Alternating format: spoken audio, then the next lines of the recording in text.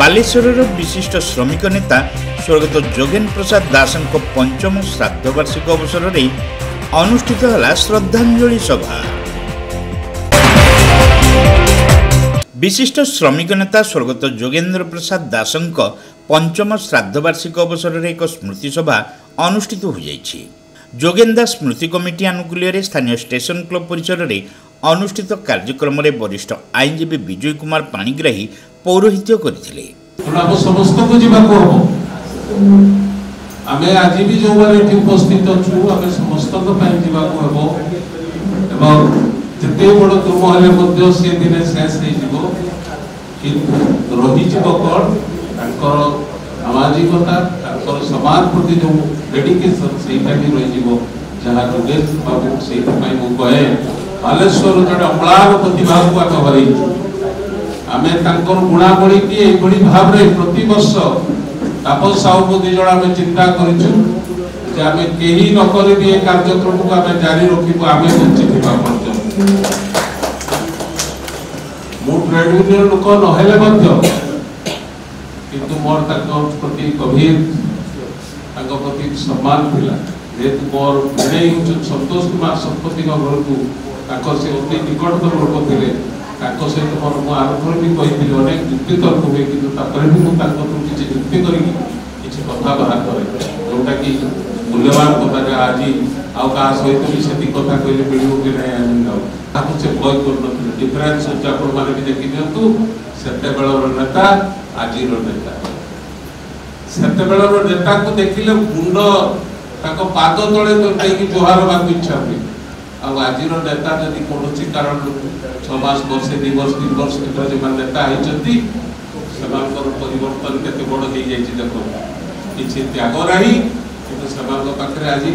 अनेक कथा भर्ती जानी नाम लेकिन आखे बढ़िया। पूर्वतन विधायक प्रदीप्त पंडा स्वर्गत दासଙ୍କ बाल्यबंधु आईनजीवी शरद महापात्र और स्वर्गत दासଙ୍କ पत्नी मिनती देवी प्रमुख अतिथि भाव जोगदे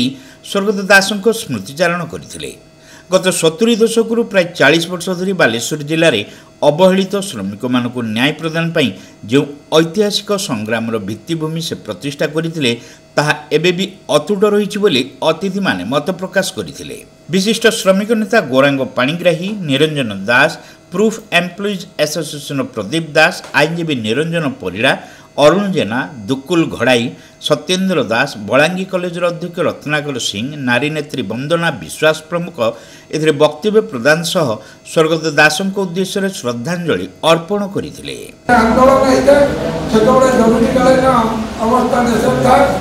सरकार विरुद्ध कौन आंदोलन नहीं पार नहीं आम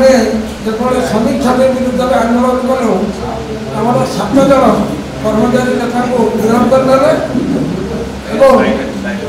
5 जन को थाना जमीन में छाड़दे 2 जन को मुझे कोषाध्यक्ष थे सेक्रेटरी थे आम कोषाध्यक्ष आमको 1976 मसीहा अक्टोबर 12 तारीख दिन जेल पठे इमरजेंसी कारण से लोक आतंक सृष्टि नेता मैंने जेल चलिए केमी हम से श्रमिक मान संगठित करम हाईकोर्ट पर्यंत लड़ाई कर मुक्त कर पुणी नियुक्ति दवा जोगेन्द्र प्रमुख भूमिका। बालेश्वर बार एसोसिएशन सभापति केशव आचार्य, आईनजीवी सत्यजित मिश्र,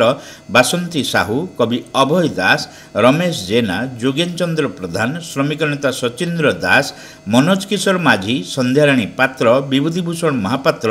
कमलाकांत नायक, पद्मलोचन दत्त, श्याम सुंदर जेना, हिमांशु शेखर दास, भरतचंद्र सेठी, दामोदर नायक, सिद्धेश्वर बिंदाणी और जोगेन बाबू